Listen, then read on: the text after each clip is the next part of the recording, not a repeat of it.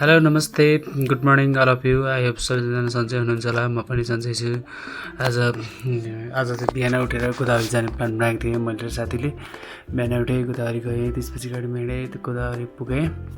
गोदावरी पुगेर टक्क मन्दिरको दर्शन गरेँ। गोदावरी मन्दिर रहेछ, दर्शन गरेँ। दर्शन त गर्नै पऱ्यो, मन्दिर पुगेपछि टक्क 11 बजीतिर मन्दिर पुगेको थिएँ। त्यसपछि खास कफी खानु पऱ्यो भनेर कफी खाएँ। 2 जना मिलेर टक्क कफी होइन। म चाहिँ मेन्यू खाएको के खाने होला भने के खाने रहेछ, फ्राइड राइस खानु लाग्यो।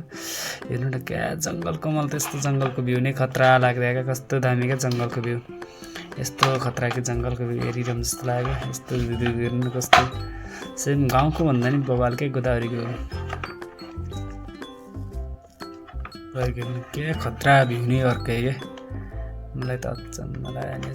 अब भिडियो बनाउँ न त, यस्तो ठाउँमा गएपछि भिडियो त नबनाउने कुरै भएन नि होइन। यस्तो दामी ठाउँ हेर्नु, क्या दामी ठाउँ नि क्या खतरा क्या। ठाउँ देखेर कस्तो लाग्ने क्या। वाउ, ठाउँ हेर्दैमा कस्तो लाग्ने ठाउँ क्या। वाउ,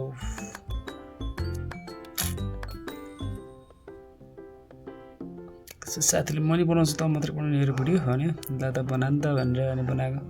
उसले मनी बनाउँछु भिडियो भने उसले बनाइदियो। मेरो बनाएपछि उसको उसले म बनाउँछु भनेर बनाएको भिडियो बनायो भिडियो। उसले पनि खतरै बनिरहेछ। पोज नि खतरा दिन्छ क्या। यसले यसको पोज हेर्ने म दाम गर्छ। अनि टक्क हेर्नु न, फेरि कटिङ भएछ क्या। कटिङ देखेर मलाई कस्तो खतरा लाग्यो क्या। यहाँको कटिङ कस्तो टक्क समूहहरूले उनीहरूको। अनि गाउँ हेर्नु क्या दामी रहेछ क्या गोदावरीमा नि। त हाम्रो सेम हाम्रो घर गाउँको जस्तै लागिरहेको। मलाई कस्तो हेर्नु कस्तो रमाइलो लागेको गाउँ देखेर। अनि त्यहाँबाट खोला तर्न लगाएको। वा, पुल हेर्नु कस्तो दामी क्या। यो खास पुरानो जमाको पुल जस्तो क्या। हेर्नु गोदावरीमा गार्डनमा कस्तो दामी फुल रहेछ क्या।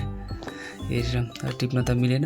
त्यही पनि एउटा भिडियो सानो क्लिप बनाउनु त भनेर क्लिप बनाउनु लागेको। फुल प्रजातिको टन्नै रहेछ क्या। विभिन्न जातिको टन्नै रहेछ भने धेरै जातिको छ त्यहाँ फुल।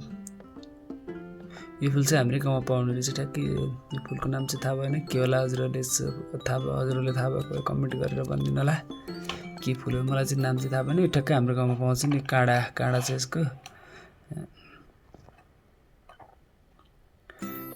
यो चाहिँ टक्क राष्ट्रिय वनस्पति उद्यानमा एउटा फोटो हानिदिनु त भनेर हानिदिएको। वाउ, हेर्नु यो फुल दामी क्या। यो पुतली फुल भन्दो रहेछ क्या।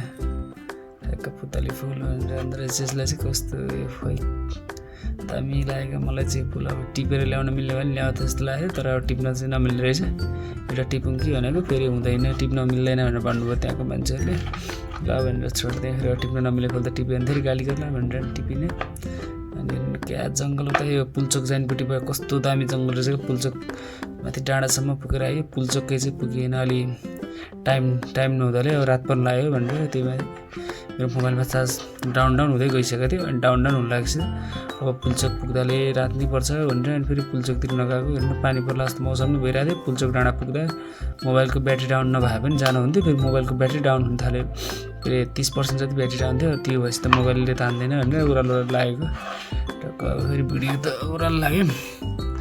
अब पुल्चोकतिरको डाँडातिर कस्तो दामी क्या भ्यू नै हेर्दैमा। अनि टक्क साथीभाइ होइन दाजुभाइ टक्क रमाइलो गर्दै हेर्नु। आज फेरि त्यो कुकुर हामी पुल्चोक डाँडामा जाने बेलासम्म जान लागेको थिएँ। पुल्चोक सँगसँगै गएको क्या। है माथि डाँडासम्म सँगसँगै हिँडेको। खोलाको भ्यू हेर्नु कस्तो दामी क्या। मलाई त कस्तो राम्रो लाग्यो खोलाको भ्यू। मलाई त यस्तो दामी लागेर एउटा भिडियो त बनाइदिनु त भनेर भिडियो बनाएको। कस्तो दामी लाग्यो क्या। कस्तो दामी क्या खोला। कुकुर नि फेरि पछि छोडाएन क्या। कुकुरले अचम्म लाग्छ यो कुकुर देखेर। अनि यो ठ्याक्कै गोदावरी र पुल्चोक जाने निरकोबाट यस्तो भ्यू हेरेको। यस्तो दामी देखियो क्या। खतरै देखियो नि त। अनि फटक त अनि अब यो चाहिँ ठ्याक्कै हाम्रो योबाट। अनि फर्किने बेलामा हेर्नु पानी परेर यति बिजोक भयो क्या। आज फर्किने बेला यस्तो पानी परेर त्यस्तै बिजोक भयो। ठुलै पानी पऱ्यो क्या। त्यस्तो बिजोक भयो। अनि हेर्नु रातै पऱ्यो क्या। फर्किने बेला पानी पर्दा रात परेर यस्तो बल्ल गाडीमा आएको। रात परेर पानी परिरहेछ भनेर बल्ल गाडी पाएर गाडीमा आएको। ल मेरो भिडियो हेरेर लाइक कमेन्ट सेयर सब्सक्राइब गरिदिनु होला। हस्त धन्यवाद सबैलाई। मेरो नमस्ते।